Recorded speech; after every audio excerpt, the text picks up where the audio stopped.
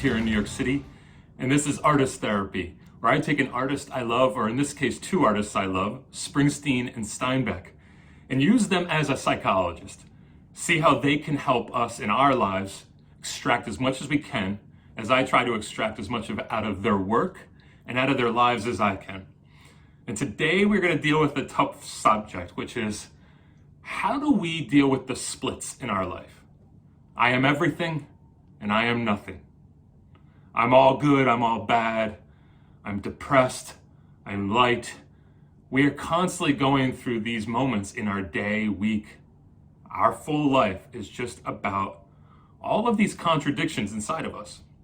And it is true of Steinbeck and Springsteen as well. And so I want to help us understand how to deal with our own. But first, I'm going to make a big case about how you are not alone in this. I'm not alone in this. And what's helped me in reading these two people's lives is that they were constantly torn internally. It's actually what made a lot of their work great. So instead of mitigating all of this contradiction inside of us and dislocating it or pushing it elsewhere, maybe we can learn to appreciate it and be kind to ourselves when we feel it. Here's what Steinbeck's mom said about him at a young age. John will be a genius or amount to nothing.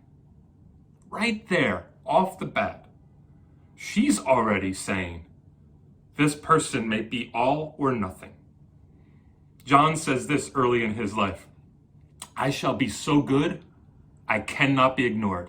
He wrote that in a letter to a friend. And letters later, he says, I'm basically a shit writer and no one's ever going to read my stuff. It's that contradiction again. He writes in East of Eden through the lens or the voice of Lee, who's kind of the sage Chinese Asian person who guides some of the characters in East of Eden along the way. He says this, we're over brave and over fearful. We're kind and cruel as children. We're over friendly and at the same time frightened of strangers. We boast and are impressed. We're over sentimental and realistic. We throw our energy around like waste. That's what we are, all of us. It's true. We're constantly policing this, trying to feel permanently good or permanently in a place of strong self-esteem. But ultimately, we're human, all of us, and we're going to toggle. Sometimes we're going to feel like a beggar and ragged, and sometimes we're going to feel like a king on the top of some kind of great throne. But here's what Montaigne says. Montaigne, the great philosopher, says this, on the highest throne in the world, a person sits on his ass. And it's true, like ultimately, all of the greatest, the presidents, the great musicians, the great writers, the people you idealize and I idealize, sit on their ass. They're human. Bruce Springsteen talks about Jimmy Iovine. If you know anything about Jimmy Iovine, you know that he started off as an engineer and had a couple great moments in music of just being at the right place at the right time. Grew up in Red Hook, Brooklyn, and had this moment where he just showed up at a recording studio at the right time where John Lennon was there, built a relationship, and then was part of Born to Run as an engineer for Bruce. And in the docuseries on HBO, The Defiant Ones, where it looks at his life and Dr. Dre from NWA, the hip hop artist, they created Beats together, but are both billionaires and entirely kind of like opportunistic characters. And the docuseries is great looking into their lives, and Bruce is interviewed in that. And he talks about Jimmy being a brilliant impostor, a young studio dog with the fastest learning curve I've ever seen. But he goes on to say this, it's all driven by low self-esteem. I mean, but so are we all. And our visions of grandiosity on top of that. What else is there? In a sense, he's saying that there's these two voices inside of us. I am everything, I am nothing. And certain individuals, the voice is malevolent. It is a negative capability. It keeps you from moving forward, from doing your best, because the I am nothing is just too loud. You don't regard yourself well enough, you're skeptical, and you voluntarily restrict yourself. Or, where Jimmy Iovine is, you self-inflate, you balloon, you push against that other voice. You, maybe in a fanatical or ungrudging way, put this voice down in the cellar and rush from it, away from it. So in one case, we could be bad sufferers, overly attending to this negative aspect of ourselves that we feel. Or be theatrical and glossy and engineer, that's actually what Jimmy's job was, engineer a life in which we function more in the grandiosity and we push forward. We self-inflate. Both are defenses against being honest about what's going on inside of us. And some work with great results, and some keep somebody on the couch for the rest of their life. But what I would suggest is that every human is equally bound up and unfree. Myself included, there is these voices inside of us that are constantly playing out within a minute. I'm great, I'm nothing. Or within our lifetime, I am great and I am nothing. We all desperately want to be on a continuous road of smooth, high self-esteem. Here's what Ernest Becker says in The Denial of Death, one of my favorite books. I constantly referred to it. He says this: man is literally split in two. He has an awareness of his own splendid uniqueness in that he sticks out with a towering majesty, and yet he goes back into the ground, a few feet, in order, blindly and dumbly, to rot and disappear forever. It's a terrifying dilemma to live this way, but every human does. Okay, I know I just got way too heavy, way too deep, but let me work with this. Yes, he's essentially saying, from dust we are born and from dust we will go. We're gonna die. We're gonna go into the ground. Yet, we have all this potential, infinite worth, and ultimately, we're just going to help flowers come up, grass grow, because we're going to be part of the ground again. It's a scary thing to deal with. It really is.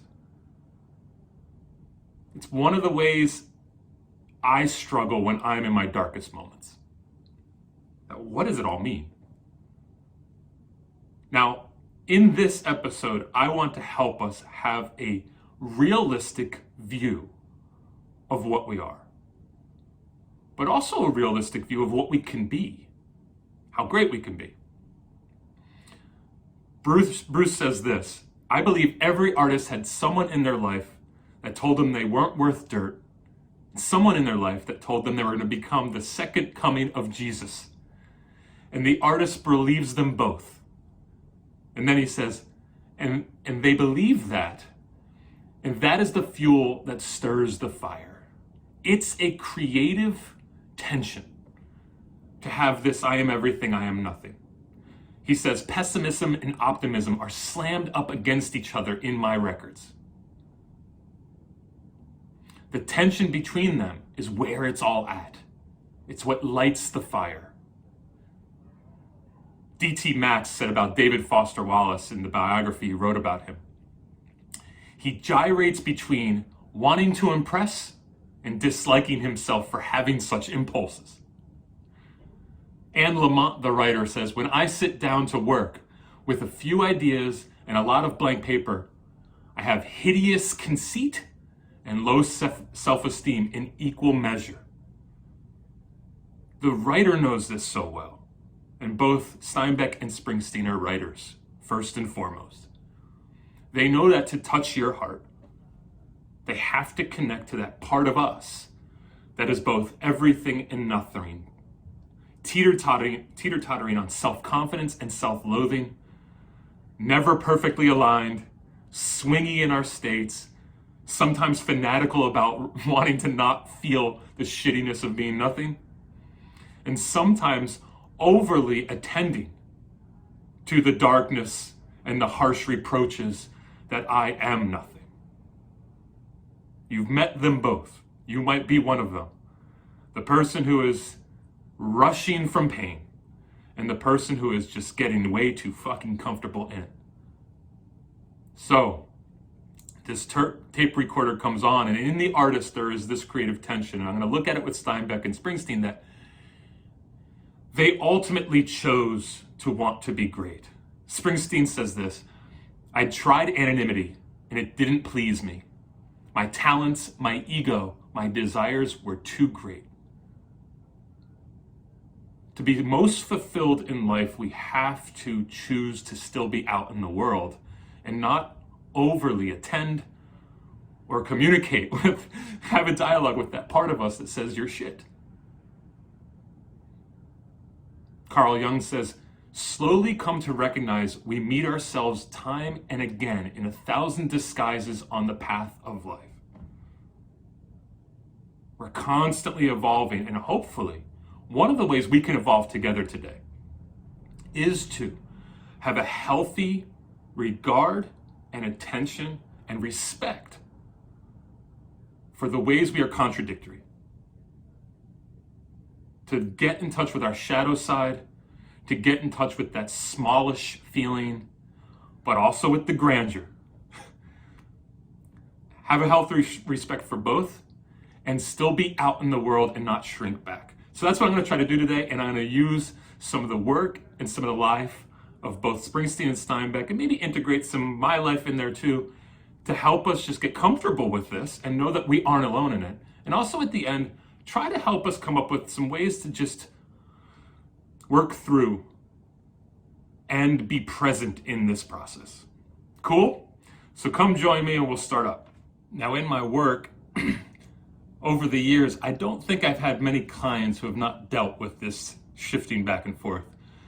But a big component of it, or at least this part of it that I think almost comes up indefinitely with clients, and especially my artist clients, is this idea of poserism. That they're being a poser, that they don't belong, that they don't have what it takes, and they're tricking people. I know right now you're probably resonating with this, that we've all felt it. We've all felt that we are in a space that we don't belong in. Now there's a part of us also that feels like we should be at the top. But there's parts that feel like we're gonna be found out, that they're gonna catch on to us. We are terribly shifty. And those who are overly stable are often boring. Maybe painfully dull. And the very interesting ones seem to have this, glossy thing to them. Now, shame takes over for us, and we feel that experience inside that says we can't be loved. Not for who we are.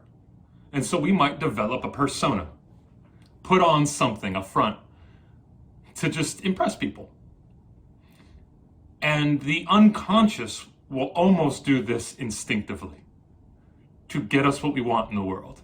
And as we get more conscious of it, as we develop an understanding that sometimes we are putting on a front, we then have to deal with it, the deficiencies that we're trying to compensate for.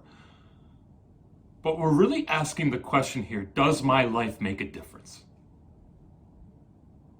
We terribly want to make a difference. We want to be seen as worthy of being in this world and giving to this world. We must realize the truth of our situation, though, is that we are complex and we are, again, contradictory inside. How do we move from self-importance to self-enjoyment? From being a poser to being someone who is just comfortable in their own skin, and to lose an audience. Now, both John and Bruce struggle with poserism. You know that kind of like fake it till you make it, be something you're not, so and tell that you are. They both dealt with that. Bruce says this: I know I'm good, but I'm also a poser. That's the artistic balance.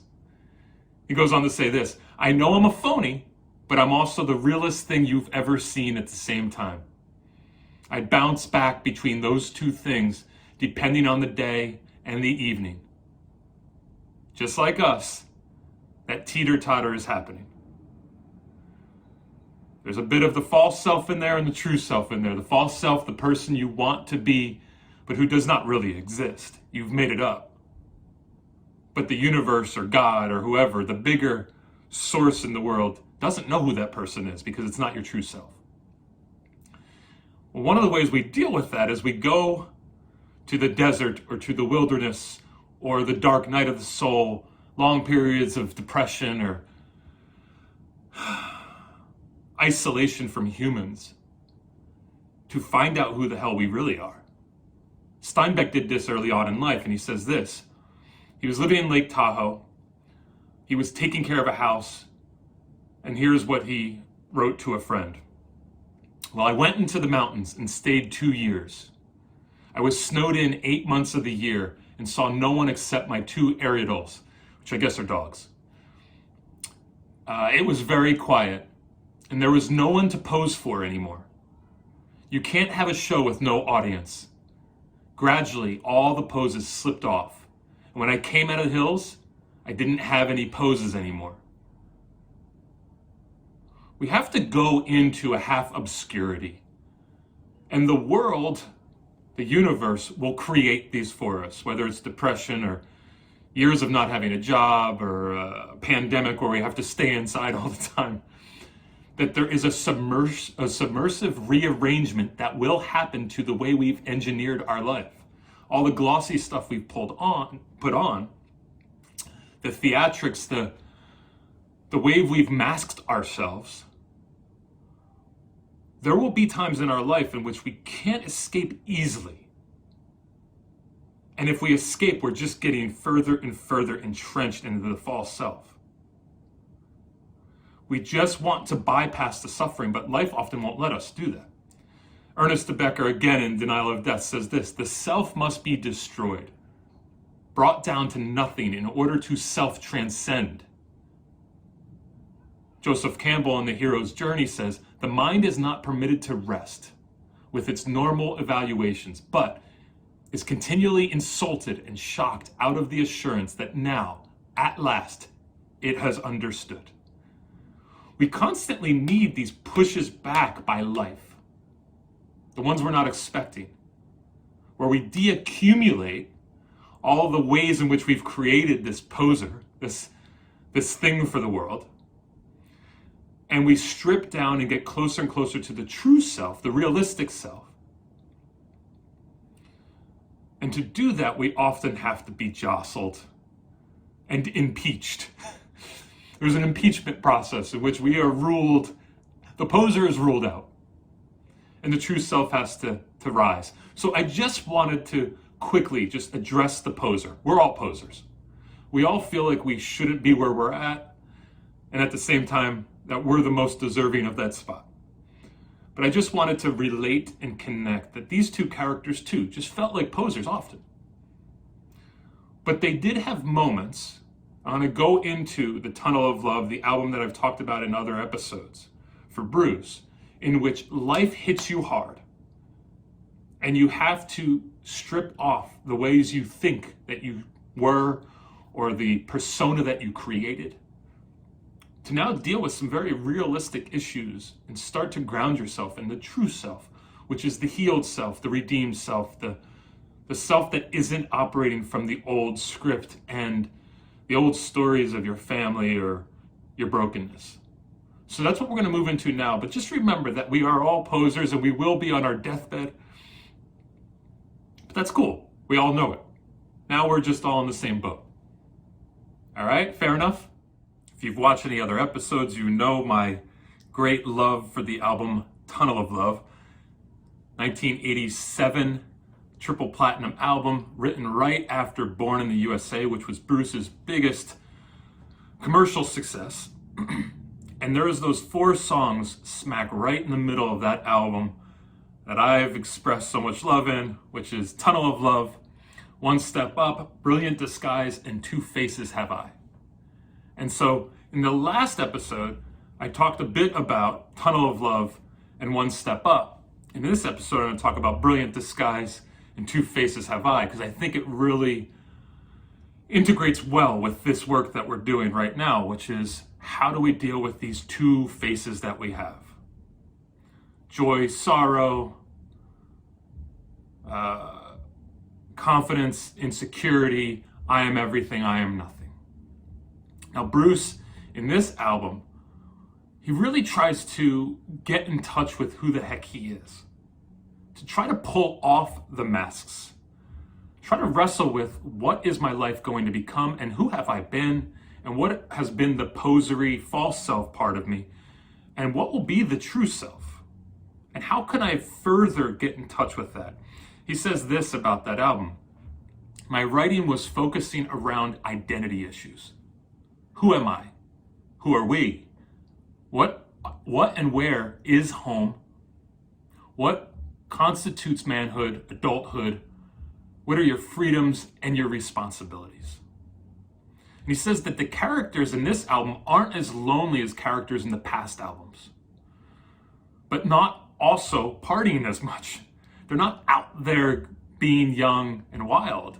They're trying to wrestle with what keeps me grounded, not only in life, house, home, family, significant other, but also internally, what keeps me grounded? What is this true part of myself that is core? And how do I get rid of the false selves or the poserism and get more connected with this? And he says that these songs are about the hard road of commitment, love, and fidelity. Now, I think the songs actually speak to commitment, love, and fidelity to others. But when I listen to those songs, especially those 4 in the middle, I hear somebody actually wrestling with commitment, love, and fidelity to self. Because when we are committed and loving and in a place of strong fidelity to self, we can give well to others. So he says, I realized after I put all those people in all those cars, I was going to have to figure out some place for them to go. Community, relationship, friendship. Again, how do we be a friend to ourselves so that we can be a good friend to others and be very connected to our community and the people we love? Now, Brilliant Disguise is top 3 favorite songs by Bruce I've ever heard. You know, like the first time I heard it, it just went right into that top 3. And I listen to it often. There's parts of it that just really pull me in. The melodies, the guitar, but the words are pretty powerful to me. And as a therapist, they speak so much to my relationship with my work, my clients, and myself. So he speaks as if he is trying in this song to figure out who the heck he is in relationships to others. And he says, once we drop one mask, we find another. This is how he was expressing what he was trying to do in this song. That we are constantly trying to take off a mask, but then there's another one there, and another one there, and we're trying to figure out who we are. And we doubt who we are. So when you look at me, you better look hard and look twice. Is that me, baby, or just a brilliant disguise? And then later he says, God have mercy on the man who does what he's sure of. The lyrics are pretty powerful there about when you do find out who you are, then you will make decisions in life, and they'll be hard. And God will have to have mercy on you, because sometimes you'll screw up in that. You know, it's a deconstruction song of the soul. He says in the song, I'm struggling to do everything right, and then it all falls apart. I damn sure don't trust myself. And don't we always feel that? Even when we're getting closer and closer and closer to living fully out of this true self, it's still really hard to trust ourselves, and we're still struggling. And maybe we even struggle more because we're getting closer to that true self. Again, I am great. I am a loser. This is what Bruce is struggling with throughout his 20s and 30s, and now he's reckoning with it in his late 30s. Like, who the fuck am I really? Two truths diametrically opposed, but occupying the same space. They're equally powerful. We are always two different selves. We are always a brilliant disguise. What about Two Faces Have I? Another one of my favorites by Bruce, and right after that song, or actually right before Brilliant Disguise, Two Faces Have I. Here's the lyrics. Sometimes, mister, I feel sunny and wild. The dark clouds come rolling by. Two faces have I. One that laughs, one that cries. One says hello, one says goodbye. One does things I don't understand, makes me feel like half a man. We divide, we split. That's what we do. We divide it and we split, and we are two selves always. Got many different sides within us. And unchecked, they work against our purposes. The confidence and arrogance can work against us, and so could the insecurity and diminished self. They can both set spells and counter spells on us. We have to regard this twisted self and honor it, because it will never end in a way. It will always be with us. So, let's speak specifically to this one part of us that vacillates between idealization and devaluation. I am everything, I am nothing. Let's just hold that there. I know that as a therapist, there's major themes in my work when people come for the first time. Here's 3 of them. 1, basic inadequacy. Incompetence, they feel like a fraud or a poser. That's number 1. 2, interpersonal alienation. I can't be loved, or I can't love. And 3, sexual secrets. Those are always the funnest, but they usually speak to a bigger issue. But there it is, like insecurity, who am I?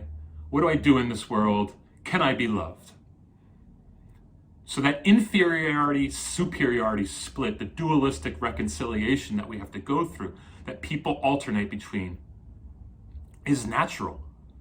It's one of the most natural things that is out there. Now, what do we usually do? I've been talking about it. We'll actually deflate or we'll inflate to protect ourselves. Grandiosity is a defensive split. And we do this so we do not feel the depression of our inadequacy. Some people are really good at it. They stay light and above the surface. It's a manic activity maybe, or a manic thought process to stay positive. Now, that shame for them is intolerable. So they must convert it. They must make something else of it. If I feel impotent and weak and inadequate, well, maybe I can shift this to omnipresent or, omnipotent. I am a greater power, I am supreme, I am powerful. Kierkegaard says, man does not dare to believe in himself, finds it a venturesome a thing, far easier and safer to be more like the others, to become an imitation, a number, a cipher in the crowd. Now, the first character I was speaking of doesn't want to accept that part. But the second character does. The character that actually feels themselves very bound, very small. I know that for me, there's been moments in my life where people have had to shake me out of that. I remember my therapist said to me once, I don't think you've found or reached your limitation or have sane estimation of what you have inside. Your perception of self is totally fucked up. He saw me being too bound up, too small, and was pushing me a bit towards more of that boundlessness or that bigness. Now, Maslow says we are both worms and gods. And so which one do you tend to lean towards? Somewhere on the spectrum, we kind of like shift towards being gods or shift towards being worms. Those mopey characters that are just hard on themselves, you know about them. And then those characters who seem way too high in the clouds, and you know about them. We spend half of life looking for the great balance there. So this is, again, what we've talked about in other episodes, the Jonah syndrome, like the person who's too resistant to taking the next step will be swallowed up by the whale and spit out on the ground they're supposed to be spit out on. And the person who is too high in the clouds has to be brought down. So again, just trying to reckon with this thought process that we have, whether we've engineered too much or limited ourselves too much. Where do we stand on that? Now I want to go into how we can really thoughtfully, consciously, with high levels of awareness, deal with this without having to hate ourselves. That's how I'll end this off. So let's continue on the journey. So I've mentioned one of my favorite Bruce albums. You know I gotta go back to East of Eden, my favorite fiction book of all time. Right in the beginning of the book, John Steinbeck says this: and it never failed that during the dry years, the people forgot about the rich years. And during the wet years, they lost all memory of the dry years. It was always that way. And through his character, Cal, I think, just like many of the other characters in the story, he tries to represent our humanness. That we are twisted and turned, and we are constantly struggling with, I am everything, I am nothing. And Cal best represents that, I think, along with another character I love in the book, Tom. And when he was writing his editor, Steinbeck said this: as you are becoming aware, Cal is my baby. He is every man, the battleground between good and evil. The most human of all, the sorry man. In the battle, the survivor is both, meaning that we are good and we are bad, and within us, we hold both of those.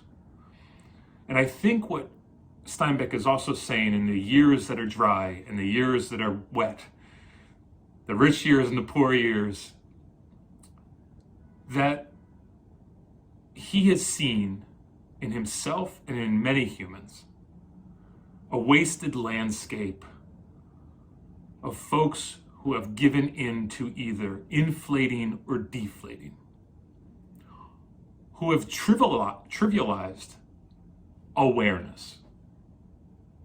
To me, the solution isn't to fix or get rid of this part inside of us that is polar, but it's to not trivialize it, to hone our awareness of when they are both arising and recognize them. It's sneaky. It's a third way. It's not trying to get rid of the inflation or get rid of the deflation, but to just be aware that they both live together. It's our roundabout way to getting at more healing. Our secret self wants to hold this back and not talk about it, not address it, not share it. And so then we are either the lame dog or the person who's high on a horse. But our communal ego, the thing that we all share, the collective experience, is that we feel like both quite often.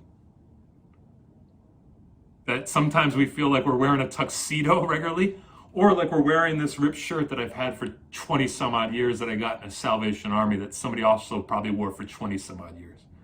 And it's got holes and the back is ripped up. And we feel like both. The shitty shirt and the well-pressed shirt. The thing I actually love about Tunnel of Love is that you can actually see physically Bruce wrestling with this issue.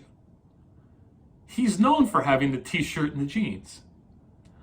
But in Tunnel of Love, as he's a 38-year-old man who's trying to figure out how to have a family and how to stay stable, actually in all the album covers and when they went on tour, he would wear a suit and a bolo tie, a white shirt, black suit, and it felt to me, looking back, awkward.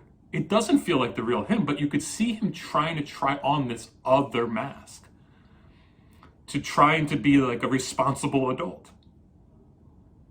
Now, it might not ultimately fit, right? It didn't for him. He's now back to t-shirt and jeans, which is appropriate. I like that he's back in t-shirt and jeans. But he says this: adulthood is about holding two contradictory ideas in your mind without going nuts simultaneously. And that's what he was wrestling with in that shift into his 40s. Is how do I hold the person in the suit and the person in the t-shirt and jeans together and not hate either, or not shift one off to the sidelines entirely? That's the battlement. It's kind of the battlement that Steinbeck's talking about. Is we are these two selves inside, and that is every man. That is every woman. That is every they and them. And the illusory part, the hard part, is being loyal to the part within yourself that swings and not hate it. We've made a life of illusion, but the frightening reality is that we are both. It's dualism at its best. And to be non-dualistic is not to get rid of the duality, but to honor the duality and create a third thing. And the third thing is awareness of both. Just think about Buddhism. Buddha regards being awake as important. Jesus regards staying watchful as important. In all religions, in all faiths, in all true healing and responsibility to self, being aware is the major component that heals. It is not perfection, it's not getting rid of one or the other, but is not overly identifying to one or the other. Hold that tension towards experience, not solution. I am both, and it is okay. I don't have to over-identify with either. I can just be aware. We have to wrestle with the contradictions, and there is the opportunity as we wrestle. That the deeper meaning of our life is that they will both be there, and that is okay. And we can have awareness and peace that they'll both come up and they'll both go. So we must move from fixing to awareness. And even that you can't fully do well. That's the cycle. Even the awareness we can't do great. And that's okay also. We are unfinished and unreconciled, and that is truth. Richard Rohr says we must allow things to be only partly resolved. Sure, balance is great. It's a great thing to bring things into harmony. But also we will constantly be imbalanced, and we have to deal with that too. Richard Rohr also talks about the third something, is when we take these two things, maybe for example, I am everything and I am nothing, and make a third thing, which is I am aware that I am everything and nothing, and that is okay. I can chip away at both. Neither fighting nor denying nor fleeing.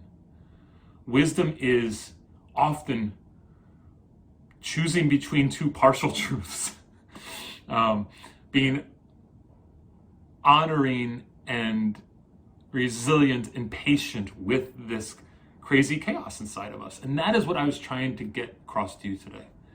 It's just our humanness, the humanness of Cal, the humanness of Bruce and John, you and me, and that we will have rich times and poor times, wet times and dry times, and we'll forget in one the other. Freud says this: would it not be better to give death the place in actuality and in our thought which properly belongs to it, and yield a little more prominence to that unconscious attitude towards death which we have so carefully suppressed? In both being small and being big, we're trying to avoid the bigger picture, which is, what are we here for? And we're afraid of death. And so we try so forcefully to get out of it. Which brings me back to that original component, which Ernest Becker was speaking of before, which is that we are going to ultimately go to dust. We are worms, and we are gods.